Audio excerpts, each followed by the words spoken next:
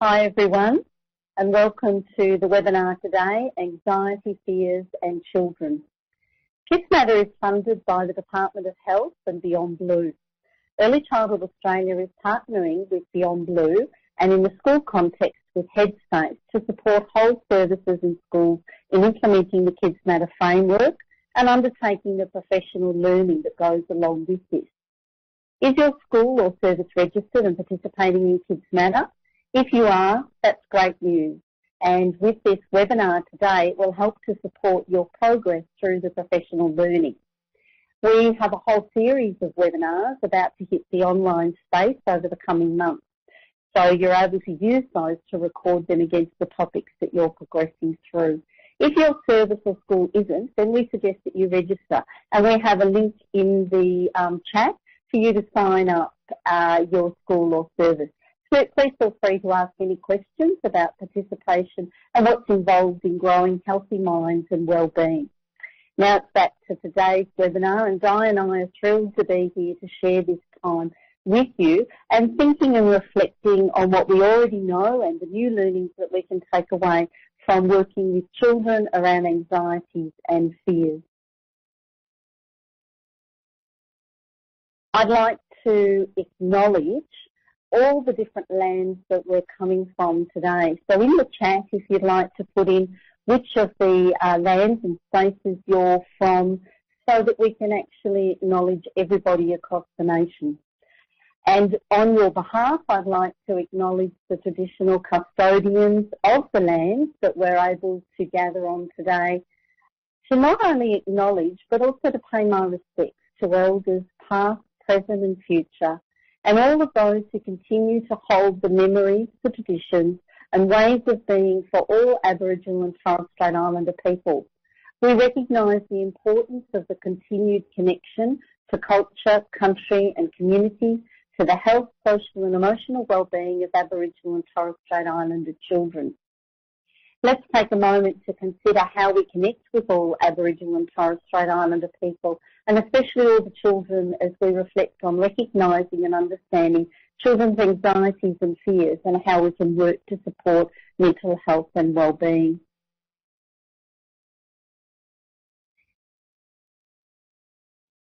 We have a number of things that are important to consider as we're going through today's webinar. We want to learn and reflect about early childhood wellbeing and education. But we also want to make sure that we understand and reflect on ways that we're caring for ourselves. Caring for ourselves is particularly important as carers or parents or educators of young children. We do know that it's important to care for ourselves so that we can actually care for the children that we're educating. Having a sense of safety is really important, and you'll notice that there were some symbols up there about our KidsMatter ways symbols, and we want to make sure that we feel safe in the place that we're in. So taking care of ourselves, being aware of our feelings that we experience is really important. Having someone that we can yarn with or care that will take the time to listen to how we're feeling with all of the things that might come up from both our past experiences or what we might be talking about today is really important. Let's think about what we're learning. So our learning outcomes will appear on the screen so that we've got opportunity to think about those around today's session to support us. Understanding anxiety and fears within the context of children's development and learning. So what is anxiety and is it useful? There are some questions that we're going to think about. Using a mental health lens to recognise signs when children might be at risk of anxiety and factors which influence or impact anxiety in children. We also want to share our knowledge about strategies for support and when to seek help. And we're going to ask you to keep putting some suggestions and your strategies or your questions into the chat, because we know that as early childhood educators, we come from a range of different backgrounds, a range of different experiences. And today's session is about really learning from each other, So Di and I have got some things to share, but we equally want to hear from you about the strategies that you use. So we're interested to hear about the range of behaviours that you are most concerned about. So we're going to put up a poll and we're going to ask you some questions about what are the behaviours that you are most concerned about when you think about anxiety in children. So the polls just come on here, and Di and I can have a bit of a look as you start to put in some of your answers. We've certainly got an overwhelming number of people that are looking at distress, separation anxiety, so being distressed when children and parents are separated. We've got emotional regulation, so those irritability and tantrums also seem to be fairly high. Is there something there that's striking you, Di, from the poll that you can see?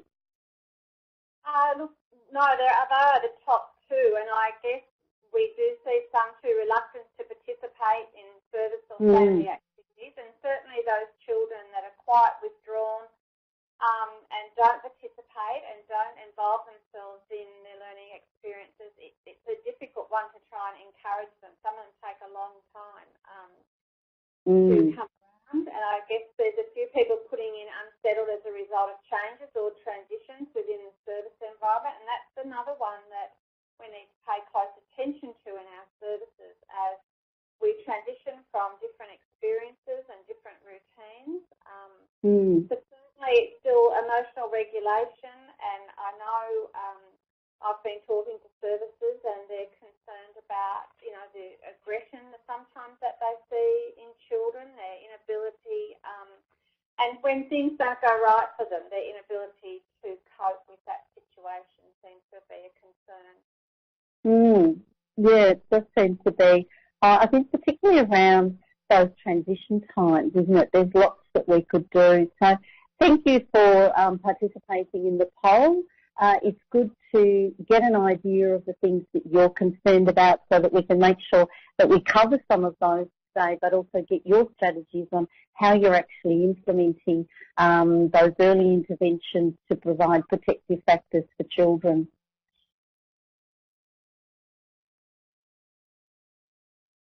So we're looking at anxiety today, and it's very much a normal part of being a human being.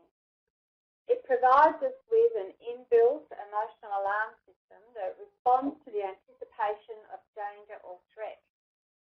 This means that fear is part of our biological makeup as human beings. Most fears and anxiety in children can be understood as part of normal developmental milestones and stages. Children's fears do resolve over time and without intervention, and we often see that at different ages. Toddlers will be quite anxious at separation, and they'll move through that and get over it, but there are some things that they don't move on from. So there are some children who experience anxiety more strongly and more readily than others, and they worry excessively or show extreme distress and avoidance. I think we've probably all had some children that fit into this bracket. Their physical arousal levels, their emotional state and cognitive processing are all affected, and it can become difficult for those children to engage or participate in learning experiences or engage socially. So you probably think about some of the children that you've had in your service, and you know there'd be a child that becomes distressed when someone they've never seen before comes into the room. You may have the child that's very anxious about rest and finds it really difficult to relax. And they often will be very watchful. They'll be looking around, wondering what might happen whilst they're about to rest or relax. So there are, a range of different things we see in our service. But we might just move on to the next slide. So we'll look a little bit now at the research that explores the relationship between the level of fear or anxiety in a child, which we call the level of arousal, and the effect this has on their everyday functioning, and we call that their performance. In this diagram that's been developed by psychologists Yerkes and Dodson, known as the stress curve, we can help explain the relationship between the level of arousal and performance. A moderate level of arousal or stress is optimal for children's engagement and learning. In this state, children are alert, they're attentive, they're aware of their environment, and they're able to approach and explore things with interest. And so they're the children that get about the yard on their own, and they're inquisitive, and they're looking into things, and they're wanting to know about everything that goes on. So, however, when children are over-aroused and experiencing high levels of stress, it's very difficult for them to maintain things like attention. It's difficult for them to regulate their emotions, and it's difficult for them to be aware of their environment. So these children might be at risk of developing anxiety, fears and avoidance. They also will experience difficulty just in learning because they're so heightened with their arousal that they don't pay attention to a lot of what's going on around them. Some of the research from Harvard University tells us that when children are exposed early to situations that are extreme or produce persistent fear and chronic anxiety, that this can have lifelong consequences by disrupting the developing architecture of the brain, especially in those areas involved in emotions and learning. We see this in children that have experienced chronic trauma. And I think, we can imagine some of the children that are coming into our country as refugees, and I know I've worked out in remote communities, and even, trauma is different for every child. Experiences might be traumatic for some, they're not traumatic for others. So we're going to look at why is identification during this preschool period important. Why is it important for us to actually recognise the signs in children of anxiety? And we're also going to look at some of the strategies around how we might work with those children. But identification during these preschool years is really important because this is a time when children are beginning to develop self-awareness of their own anxious tendencies, as well as an awareness of the view of others. Children who experience new people and new experiences as anxiety-provoking may interpret events as threatening and see themselves as vulnerable, reactive and helpless.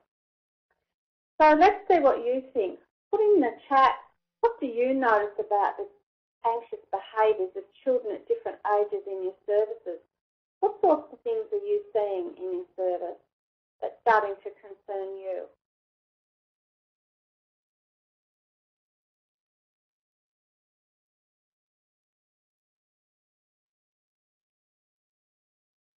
It was great to have some of those things identified, Di, in terms of being anxious and some of those causes for the anxiety within children, particularly as you mentioned, some of the trauma and some of the ongoing nature of some of the environments that children have been in, but especially where children see the world around them as being very frightening places. It's no wonder that when they come to some of our early childhood services, they find it very difficult to settle and very difficult to make sense of what's going on within the environment.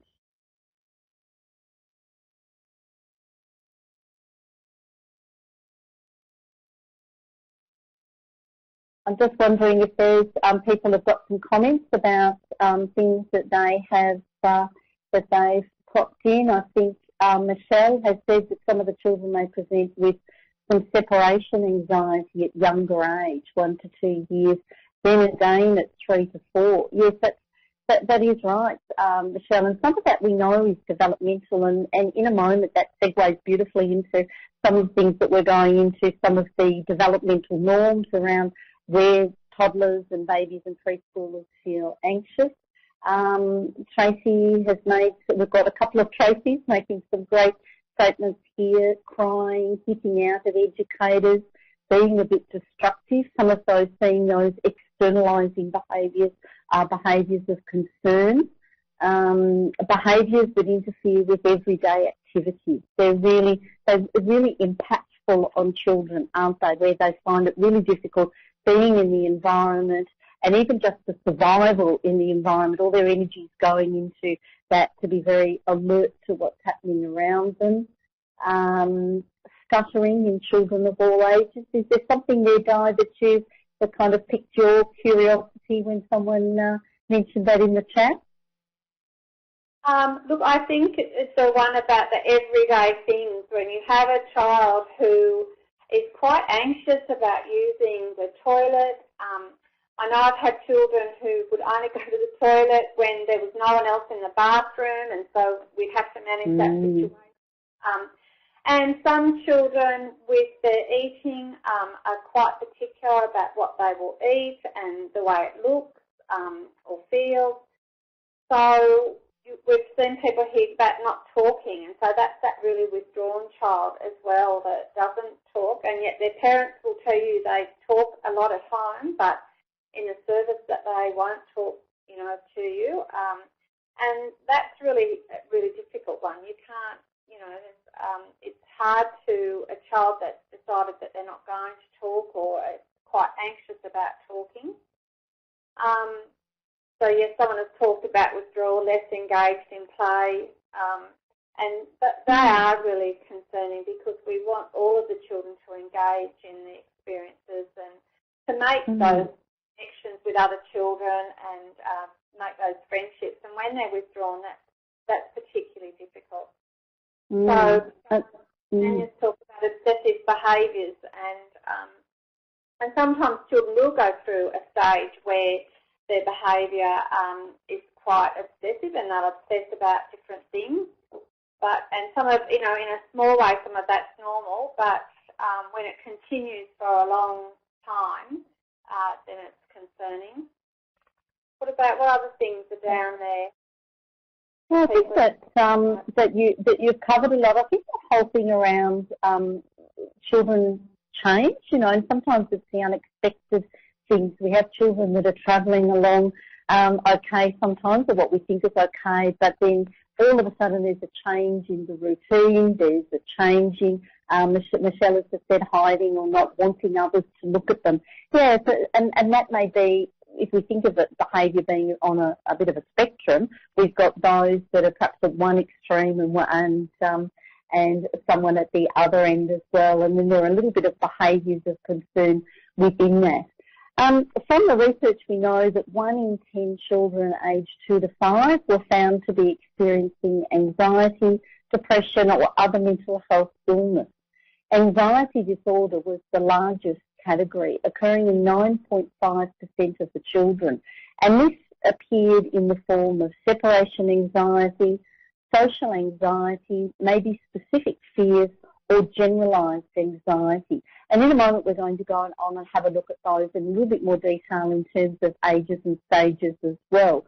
But we know that there's the importance of early identification, and that's highlighted by studies that have shown that children who experience anxiety symptoms and extreme shyness in the preschool years are more likely to show later anxiety, school difficulties and maladjustment.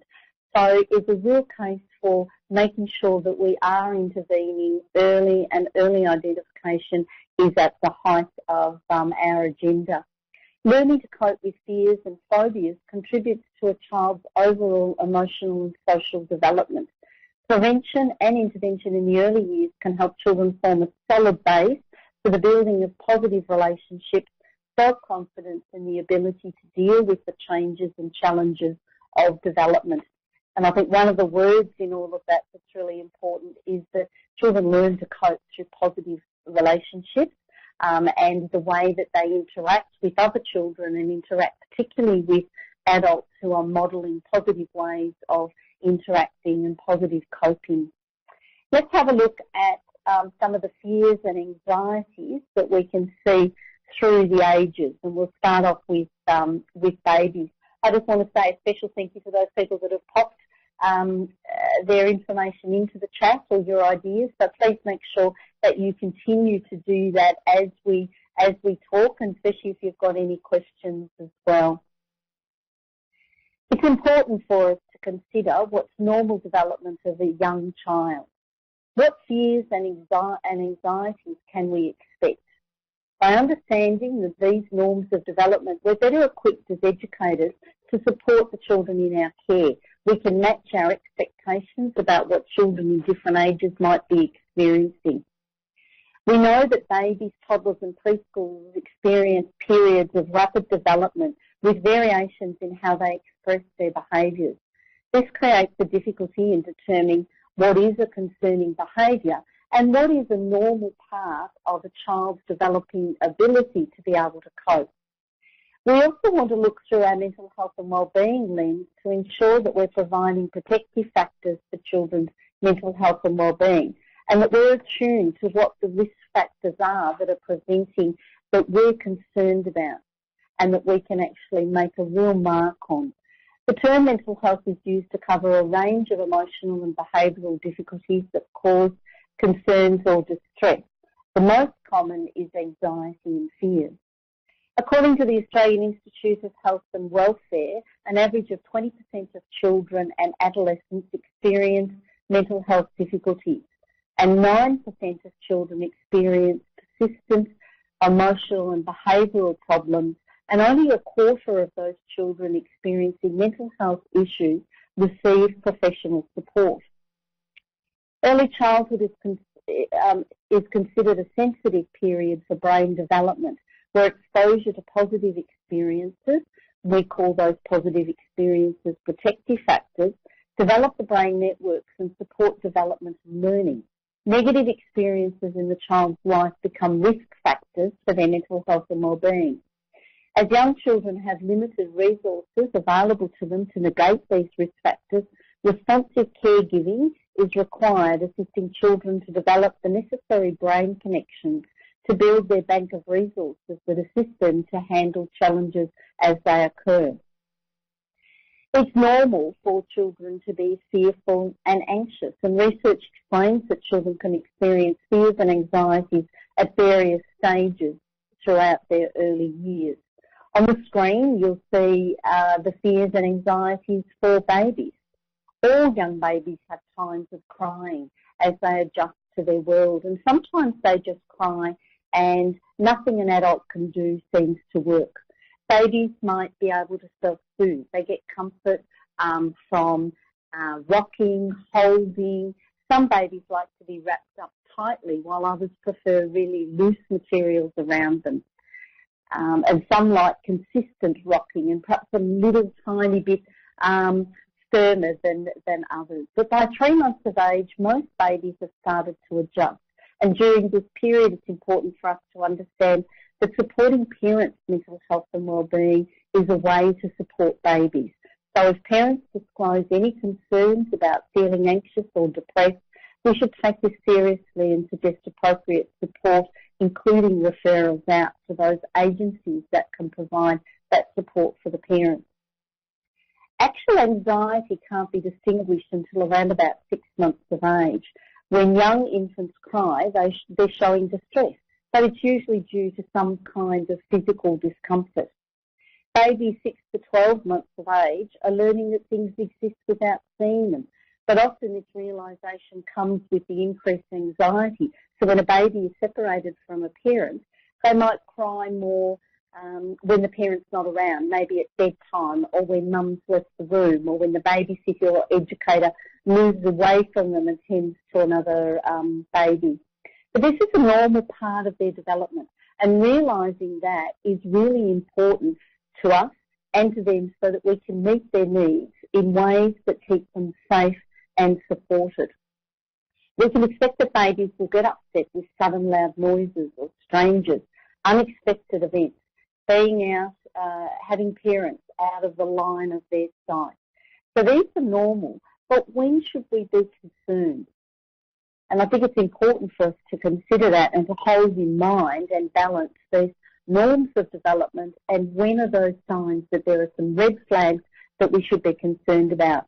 We know that if there's ongoing crying periods or that really high-pitched crying and the children can't be settled when they're held. We know that babies often stiffen and arch their backs.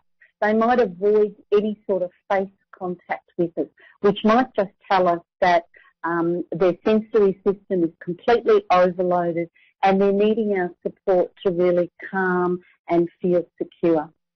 By 6 months to 12 months of age, we should be concerned if they're unable to settle at sleep time at all. We know that, babies vary and it depends on what's going around them.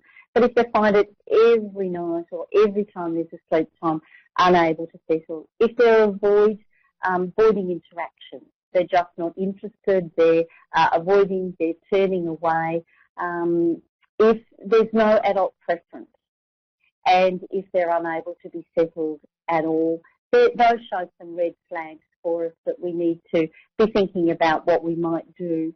A little bit later we'll go into some strategies. Let's have a look at first our babies. Let's have a look at our toddlers. Toddlers are learning about being a separate person. So this is the period of growth of independence. They're building their sense of self through what's mirrored back to them, and they're testing their independence.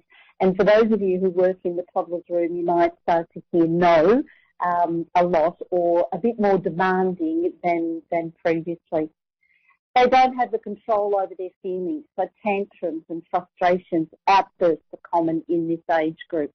They're often afraid of both the strong emotions and also adult strong emotions, so they can get easily upset. For example, if there's another child who's upset and an adult is distracted looking after that child, or an adult raises their voice to another child, they still might get a little bit upset.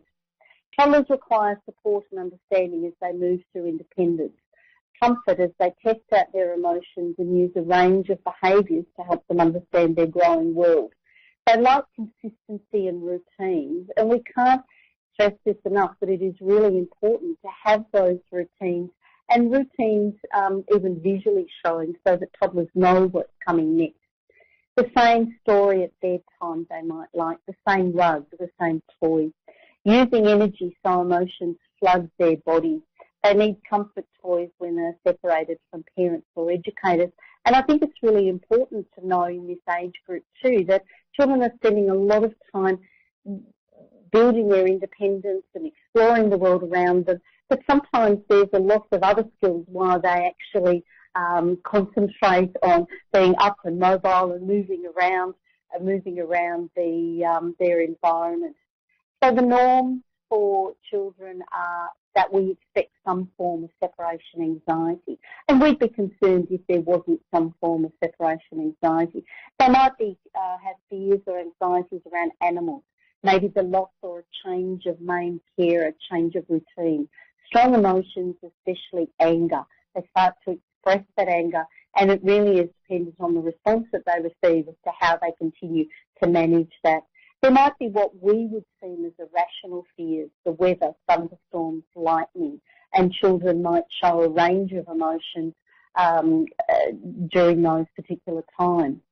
So when to be concerned? So there's the norms of development, when to be concerned. If there are frequent tantrums, we would be concerned if that goes, we roll from one tantrum to another, and there's a range of these throughout the child's day. So there's never a time in the child's day where they can be calm and they can have their emotions regulated, that kind of down time. Their arousal is really high and that doesn't come down. If they're continually biting, we know that toddlers like to experience the closeness of other children. Some do, so they'll do that in the form of biting, but we'd be a bit concerned if that was continually happening. If there's limited interactions with adults, peers or activities, so there's avoidance, there's a lack of interest, children just not interested. Limited proximity to other children, like total avoidance of other children, and cannot be comforted by parents or educators. They become the red flags for us. And what we do about those, we're actually going on to in a few minutes after we've looked at our preschoolers. We might have a look at our preschoolers now. 1 in 10 children aged 2 to 5 were found to be experiencing anxiety, depression or other mental illness. We talked about that before. And we know that the main forms of separation anxiety, social anxiety, specific fears or generalised anxiety. From 3 to 5 years of age, let's look at some physical fears that it's quite normal for children in this age group to have an anxiety about. There might be spiders, being left in the dark or just being in the dark, having the light turned off. Swimming, there might be a fear of water and avoidance of that. Animals, there might be some of those natural elements, things like thunder, fire, lightning. There might be some reactions to that. And physical fears are when particular objects, situations or events, such as some of those, bring an intense fear and avoidance, even though realistically the threat of harm is very small. And we know that some of these fears translate into adult life as well. It depends how it's handled, how the environment and how the adult works with the child. There might be some imaginary fears, fears of monsters or potential burglaries. Something happens that might become this imaginary fear, and it tends to get a little bit built up. Then there are social fears, children playing with each other, meeting unfamiliar people.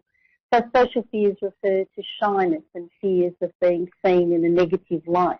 Children with social fears avoid a range of social interactions, such as talking to new people, speaking up in a group situation. They're frequently self-conscious and will often have a limited number of friends. And we know for some children, particularly in this preschool age group, sometimes children are very avoidant of speaking up in a group, but it's the way that we handle it as educators that's going to determine whether that could actually go into a bit of a phobia and be an excessive fear for a child, or whether we can actually help them through that. We know that 3-year-olds particularly are often distressed at being left at preschool or with a babysitter. We know that, and someone has said that before, that children at that age can go through another range of separation anxiety, so it is quite common. I think when we're looking at those risk factors for children and when to be concerned, we'd say that any of those that are really excessive, any of those that are meaning that the daily living experiences of socialising, being in an environment with other children that is preventing them from learning and socialising becomes an area of concern. But we really want to make sure that we actually put some early intervention and some identification into what we can do as strategies to support them so that children don't end up with those phobias and fears. We're going to do a poll now about what factors impact most on children being anxious. So this is your chance to talk and still keep those comments coming in the chat as well. So I'm just wondering about what factors you think, Di, might impact on a child, becoming anxious. What do you think is going to be some of the things? I just noticed Michelle has put in the chat anxiety in children with very busy families and how to best support them. And that's interesting, Michelle, just working with services as a consultant, and I know I've done a few workshops, and the staff are talking about very busy families, and sometimes I think children are placated very quickly because they're in a rush, and so rather than say no, the children are given things almost to smooth away, and the impact that's having on their resilience. And I guess, when we're in a service, we're not in control of what happens to that family. So what we can do in our service is support the family as best as possible. And also, I guess, teach those children strategies, how to rest and relax. And in the moment that they can, when they're in the service, that your environment is quite restful, that they do get those opportunities to rest. So we're looking now at the poll, and if people are thinking the factors of the early experiences they've had, and that I know I'm on the New South Wales North Coast and worked with some services that were impacted by the floods up here, and they said it was so interesting the first time it rained after the flood, that children in the service became quite anxious. They said, oh, is that rain? And they said when before they'd loved the rain, they were quite anxious, and so they've involved them in a lot of risk assessment and what do we do, you know, if it floods again. And so it's important that they work through those fears with those children about, you know, the floods have a huge impact in the North Coast here. So yes, early experiences are a big factor in what happens and the children becoming anxious. So 88% of people are talking about the way they've been parented, and Michelle's sort of alluding to that with very busy families, with lots happening, and so I think it's very important that your service is very much a protective factor in their life. We've got 61% of people talking about things in their environment, and that can vary from, you know, where they live and how busy the community is that they live in.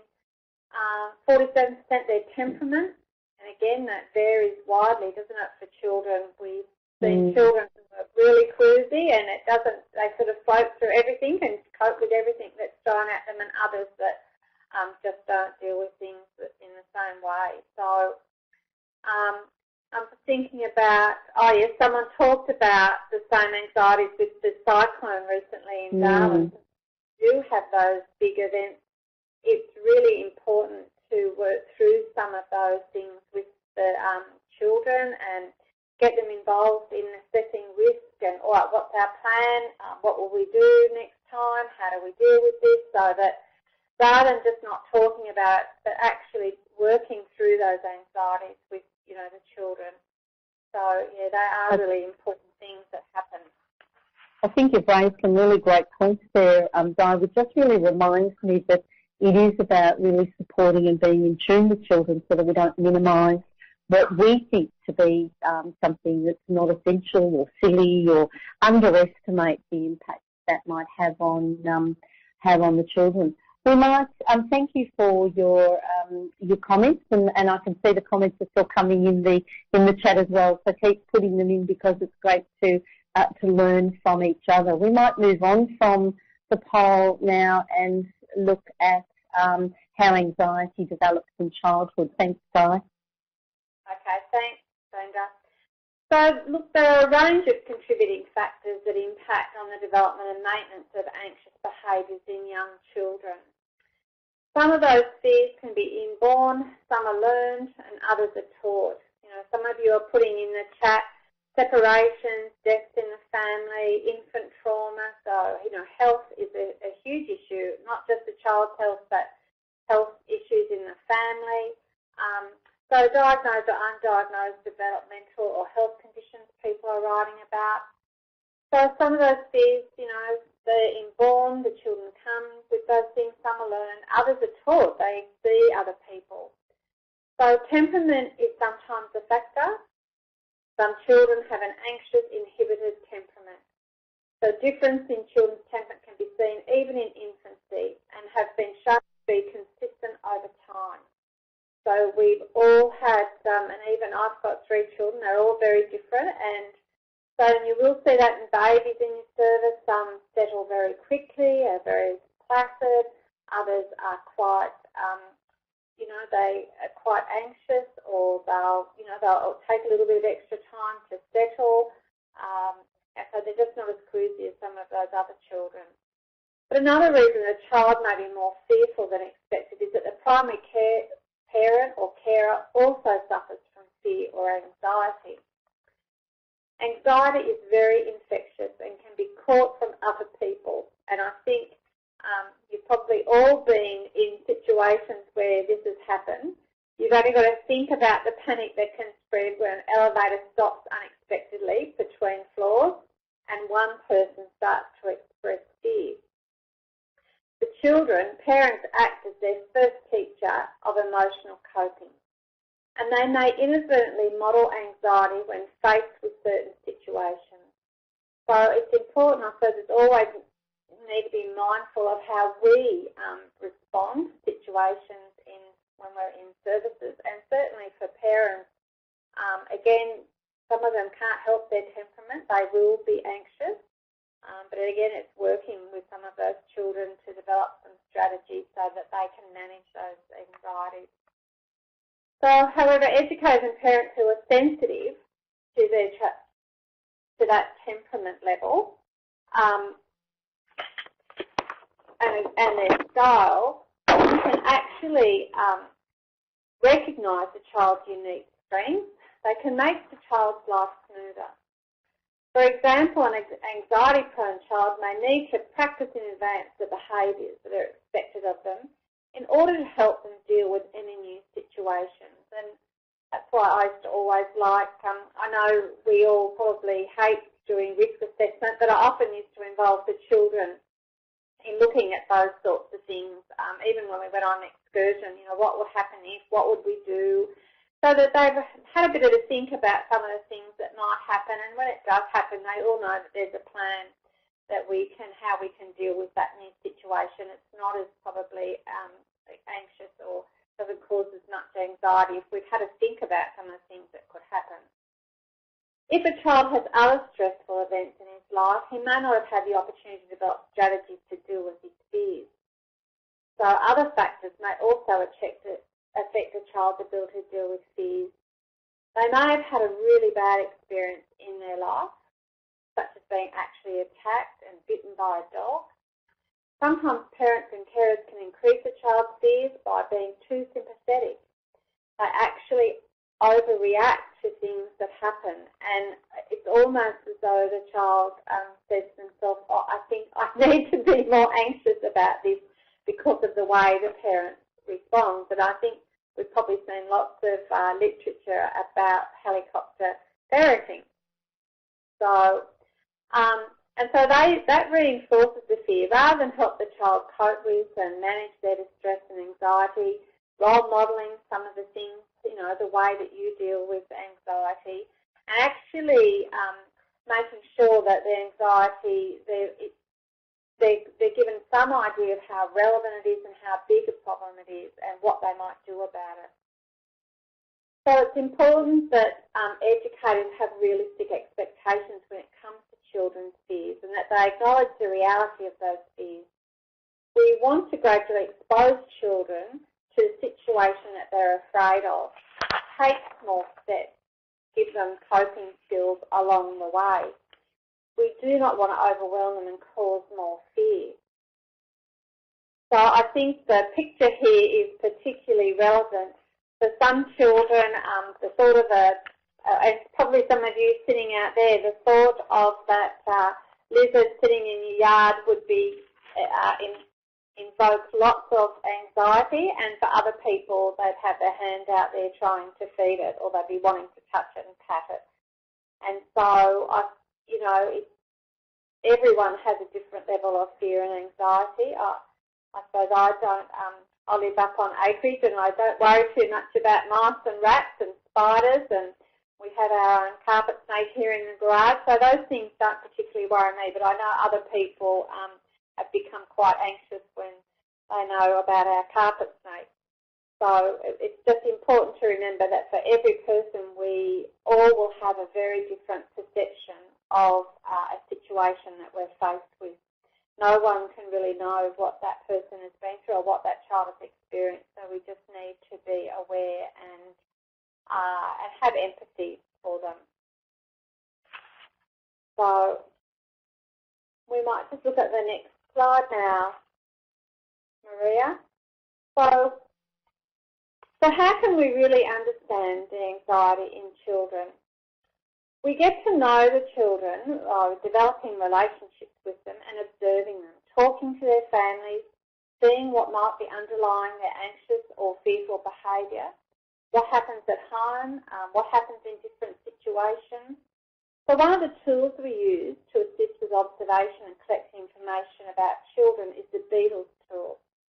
In KidsMatter, if you look on our website, you'll find this tool, and in it we have 5 key areas. We look at the children's behaviour. What is the child doing? Their emotions. What might the child be feeling?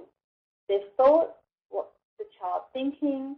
their learning, what learning areas are being affected, and their social relationships, what social areas are being affected. The one really important part of the Beatles tool is the staff self-reflection section of the template, where in fact you can write what feelings and emotions and what thoughts you have about what's happening, because often your response will be very insightful to what's happening for that particular child. It's always important to think about too what relationships, not just with other children, but what are the relationships like with staff? Is there a staff member that knows this child really well and has a really strong relationship with them? So the staff reflection allows educators to note their thoughts about a situation and any other additional information that could be playing a role in the child's behaviour. We're putting the link to that particular tool in the chat. And I know some of the services that I've worked with have talked about using the tool, particularly when they're discussing concerns with families, and saying that they found the tool, it's quite nicely coloured and it has some graphics in it, and they said some of the parents actually commented about that they thought the Beatles tool was friendly and it wasn't intimidating, that the parents saw it as quite a positive thing when they sat with that particular tool and talked about what they were seeing in the service and asking what their parents were seeing at home. So by using that tool in our early learning services and talking with parents, we can over time build a picture of the factors that we need to change and those that will help build resilience and coping skills and assist children to be aware of and manage fears and anxiety. This provides a mental health lens to better understand children's behaviour and the types of factors, both risk and protective, that could be influencing their behaviour. We're going to put a link to the risk and protective factors that you'll find in KidsMatter in the chat now. So that's a really useful resource, really useful when you're in your service to look down those risk factors and think about the children in your service and what they might be experiencing at any particular time in their life. Have a look at the protective factors and think about how your service can be a major protective factor in that child's life. Certainly we know we cannot prevent a lot of the risks that children face. We don't have any control over a lot of situations outside of the service that they find themselves in, but you can certainly make a difference in your service. Risk factors are events that challenge children's social and emotional well-being, such as family conflict or separation or loss of an important person. The more risk factors present in a child's life, the more vulnerable that they are to be traumatised by challenging events that may not affect other children. The more risk factors that are in a child's life, the higher the chances there are of them developing difficulties after the occurrence of a critical event. So we've talked about the cyclones and floods. So a child that was in a very stable environment and didn't have a lot of other risk factors, they'll probably deal with that quite well. But for a child that had other things happening in their life, that might have just been one of the tipping points. So if some of these factors in early childhood can be identified early, the effects of risk factors can be moderated by building protective factors that aid children's resilience and development. Protective factors such as living in a supportive and nurturing environment assist children to be able to manage stressful events and can decrease the likelihood of ongoing impacts such as mental health and behavioural difficulties after children have been affected by trauma. Protective factors are related to good outcomes for children and serve to protect children when they are exposed to risk. So children's internal risk and protective factors, from time to time children will show behaviour that suggests the presence of child's internal risk factors, which is their temperament or their personality. Some of those things are feeling anxious and withdrawing from or avoiding new situations. So I know some people have been putting in the chat that talk about children that do withdraw and don't sort of engage very much. So in the chat we're putting a link there to for your service to sign up as well and get started on the professional learning. Okay, so we'll look at the next slide for So you've been given a link to Rosie's story. It's about a child in a long daycare service arriving at the service in the morning. So as we read, and I'm hoping that you've read that story, have a think about the questions that we're putting up on the screen. And don't forget to tell us in the chat or ask questions about what you're seeing. So,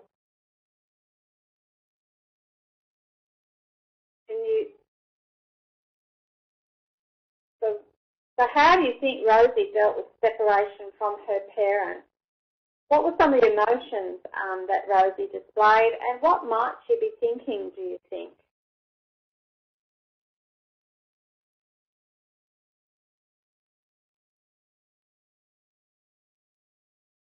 So I'm just waiting for things to come up in the chat, but we might just look at, we've already talked about our Beatles chart, so her behaviour, emotions, her thoughts, the learning and social relationships. How did you feel about when you were reading the story? How do you think the educator felt? I know for me, it was lovely to see how she gave time to that particular child to help them settle.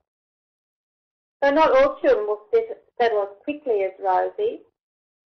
There are other children who will continue to find separation extremely difficult despite our best efforts.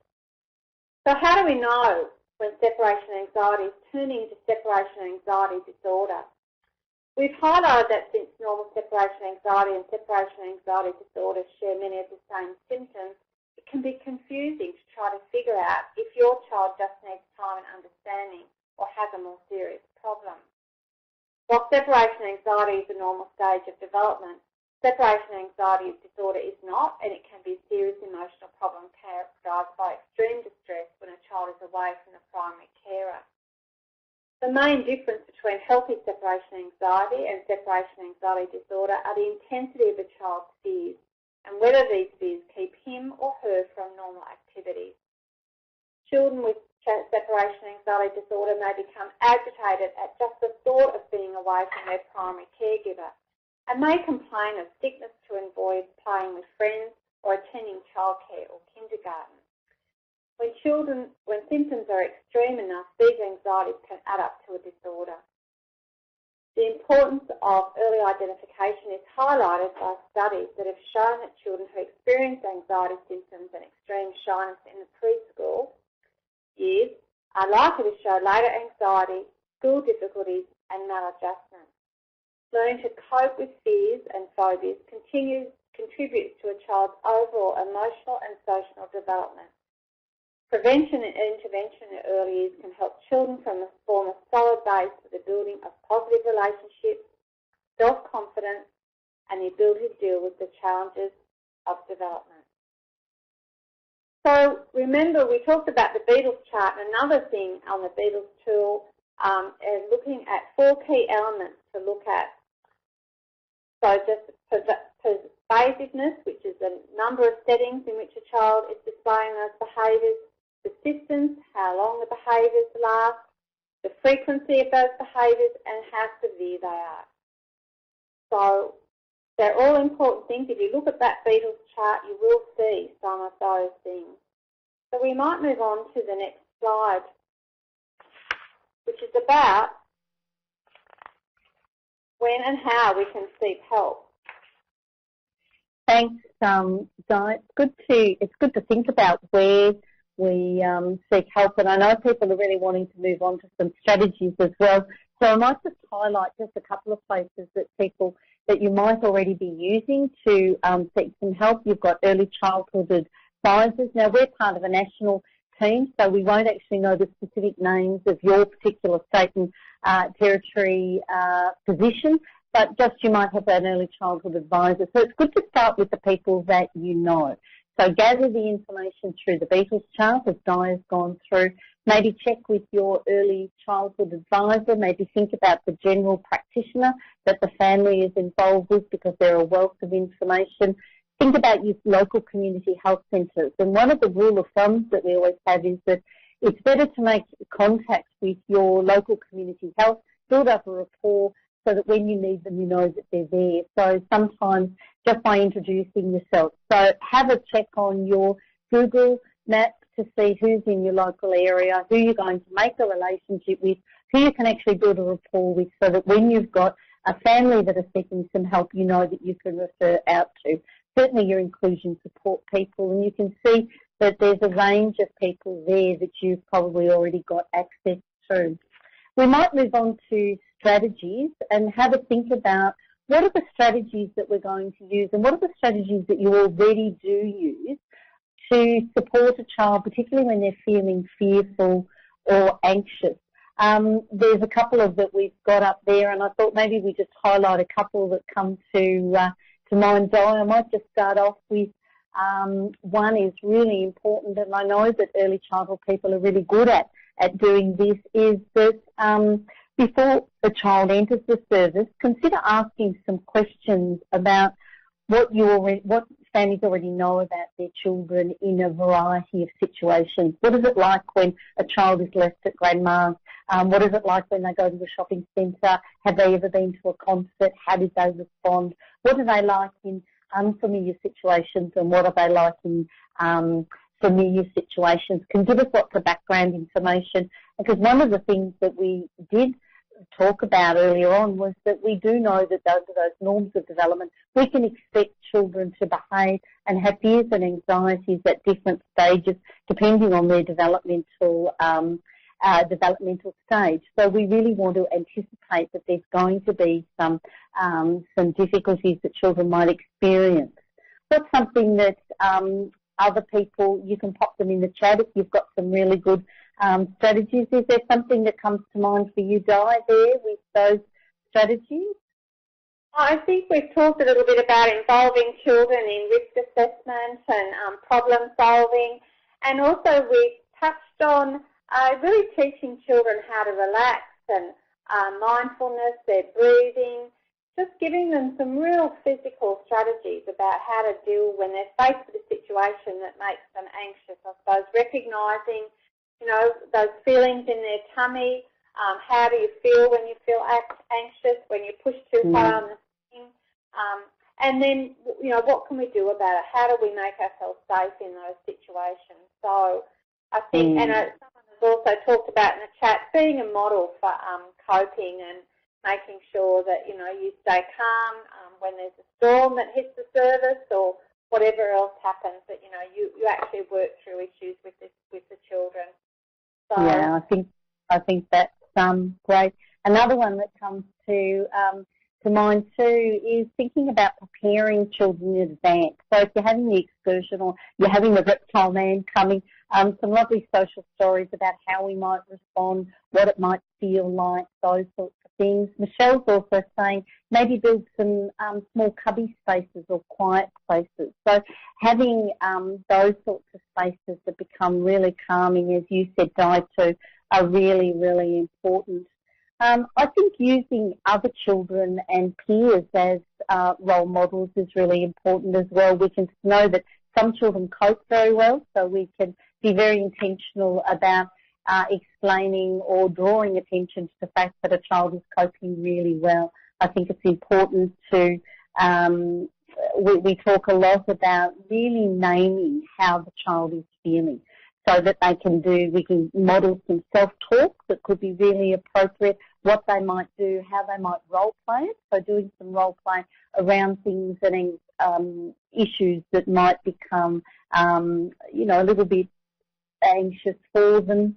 Virginia's just popped in, and I really like this one. Virginia, thank you for sharing that. Having activities out that they like and that they can revisit each time they attend. That's particularly important, I think, for children. I think the comment Michelle made, might have been Michelle earlier, about hurried parents. Sometimes when we look at the timetable that a child has had from the time they get up to the time that they arrive in the early childhood service, no wonder they're frazzled. It can be a really hectic morning. So having something safe and secure, a familiar activity. One of the things that I used to like to do is children would choose the activity that they're going to do first thing in the morning. They choose that the night before. Great strategies. Making sure that we take care of ourselves in the midst of this is so important. And there's some information going up into the chat box for you. Making sure that you keep coming to some of our webinars. As we said earlier, please make sure that your service is registered to become a KidsMatter service. So we'll pop up the slide about the webinars, and don't forget to sign up today. As many of you know, these webinars are great ways to not only learn but also reflect and put your learning into practice. Our time has gone very quickly, and we'd really like you to thank you for your time. Thank you for participating in the chat, for sharing your ideas. Hopefully you've got some strategies you can go away with as well. Don't forget to remember to complete the exit survey that we'll put up soon and include the names of the people who have attended with you. For me, a very big thank you. Di, have you got final words? Yes, I'd just like to thank you all and commend you for coming along to a webinar. I know it's very hard to find time when you're in a service, but it's been great chatting with you, and good luck and best wishes in your service. Thanks, everybody. See you again another time.